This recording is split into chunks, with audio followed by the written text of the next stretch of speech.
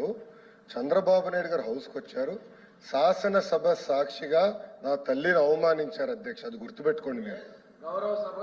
గౌరవ సభతో వస్తున్నారు. మా తల్లిని అవమానించారు.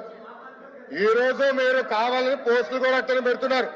మా తల్లిని అవమానించారు. ఆ రోజు మీకు గుర్తురాదా? ఎన్ని ఎక్కడ అవమానించలేదు సార్, ఎక్కడ అవమానించలేదు. మీరు ఎట్లా మాట్లాడారో. మీరు ఉన్నారా హౌస్ లో?